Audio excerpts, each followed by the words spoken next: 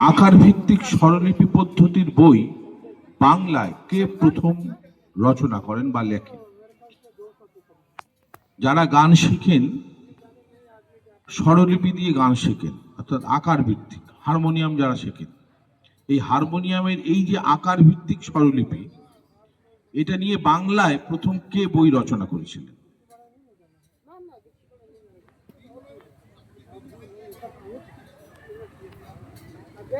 आपका पहले तो बंगाली के साथ झगड़ा हो गया था, हम उसको बोले कि आप स्टॉल में आप इस तरह से যিনি রচনা করেছিলেন তার সঙ্গে রবি ঠাকুরের একটা যোগাযোগ ছিল। एक तो बांस में आप तो अपना पटिशन में रखिए ना, इसका पटिशन में क्यों ढूंढ रहे आप? तो बोला नहीं था, हम उसको बोले थे अपना पटिशन में रखिए, अपना पटिशन में रखेंगे। যিনি রচনা করেছিলেন তার সঙ্গে রবি ঠাকুরের একটা যোগাযোগ ছিল।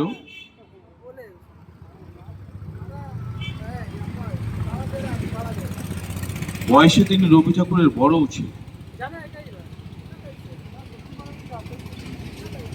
কেউ পারবে?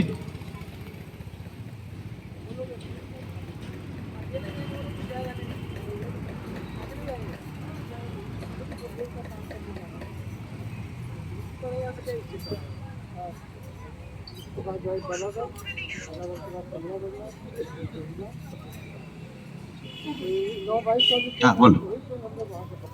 দেবেন্দ্রনাথ ঠাকুর। না, কাছাকাছি গেল উত্তর।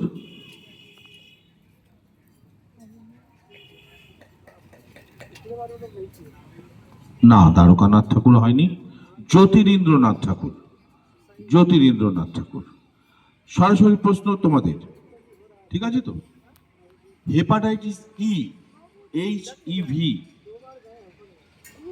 জন্ডিসের ভাগ থাকে, hepatitis B, hepatitis C, hepatitis E, ঠিক এরকমই হেপাটাইটিস ই। এই ভাইরাস অর্থাৎ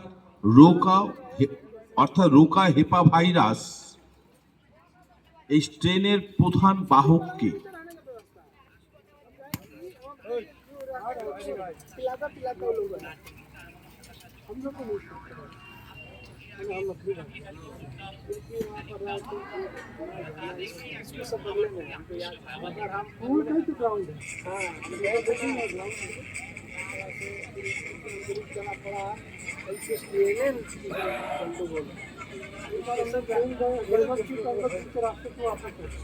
বড়দের কথা হচ্ছে তো।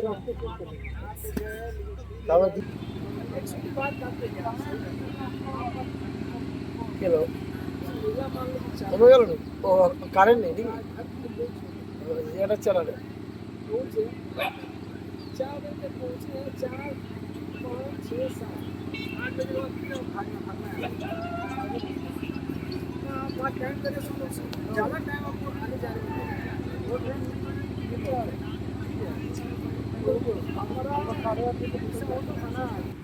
ঠিক আছে। কুকুর বিড়ালের কামড় থেকে জলাতঙ্ক হয়, মশা থেকে অন্য হতে পারে, ডেঙ্গু হতে পারে, ম্যালেরিয়া হতে পারে।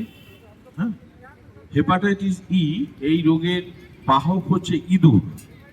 আগে বলা হতো শূকর, কিন্তু গবেষণা করে দেখা গেছে যে শূকরের মাধ্যমে হচ্ছে সেই শূকরগুলো ইঁদুর থেকে আক্রান্ত, অর্থাৎ এতে আসছে, এর বাহক হচ্ছে ইঁদুর। পরবর্তী কোশ্চেন কাদের হবে? সরাসরি তোমাদের।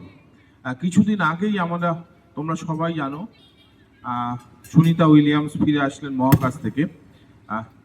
9 মাসের মতন, অর্থাৎ 200 কতদিন তিনি মহাকাশে আটকে ছিলেন। এখানে একটা স্পেস সেন্টার থেকে যারা মহাকাশে যায়, একটা স্পেস সেন্টার আছে, সেই স্পেস সেন্টার থেকে মহাকাশে যারা যায় তাদের সঙ্গে যোগাযোগ রাখা হয়। সুনিতা উইলিয়ামস তারা বিচ্যুত হয়ে গিয়েছিলেন মহাকাশ স্টেশন থেকে।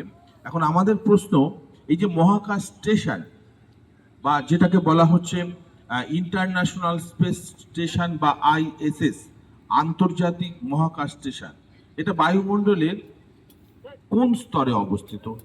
বায়ুমণ্ডলের অনেক স্তর আছে, তোমরা জানো। মানেটা তোমার বুঝতে একটু কঠিন হবে।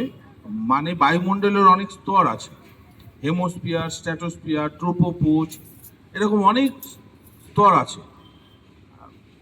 সেই যে আন্তর্জাতিক মহাকাশ স্টেশন, এটা বায়ুমণ্ডলের কোন স্তরে অবস্থিত? এক্সোস্ফিয়ার। এক্সোস্ফিয়ার না, থার্মোস্ফিয়ার। থার্মোস্ফিয়ার, একেবারে সঠিক উত্তর কামালপুর হাই স্কুল। এটা একেবারে নিম্ন পৃথিবীর একটা কক্ষপথ বা লো আর্থ অরবিট বলা হয়। এই লো আর্থ অরবিটে এই মহাকাশ স্টেশন বা ইন্টারন্যাশনাল স্পেস স্টেশন। পরবর্তী কোশ্চেন কাদের সরাসরি বলা হয়? ওদের শেষ, তোমাদের এই তাদের শেষ নাকি?